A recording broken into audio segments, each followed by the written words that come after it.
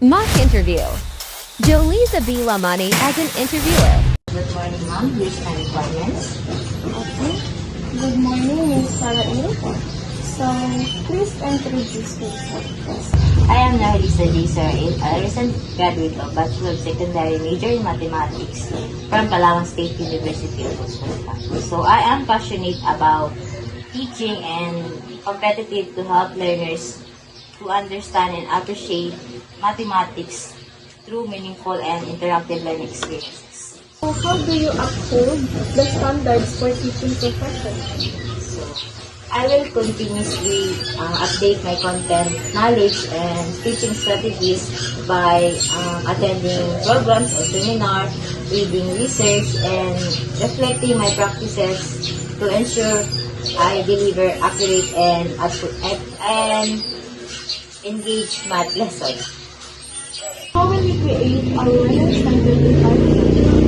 So, I will establish clear rules, so show respect to every learners and use activities that cater their diverse learning style and background.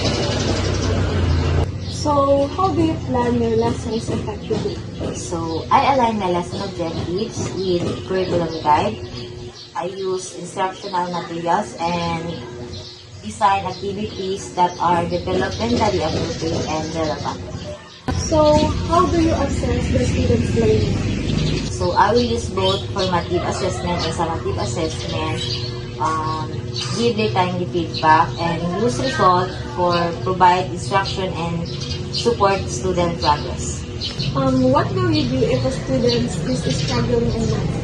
So, I will identify first their specific needs, so provide their differentiated support, such as peer tutoring and simplified activities, and also one-on-one session.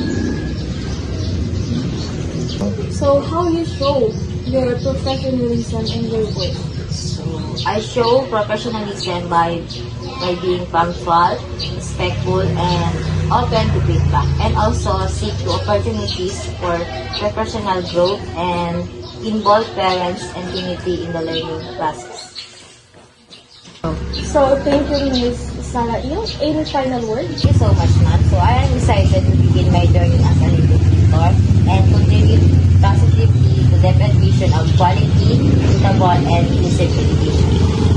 Thank you, Ms. Sarah Il, and we will contact you soon. So, thank you, Ms. Sarah Il. So, we will contact you soon if we will hire you. Thank you so much, ma'am. Thank you for watching.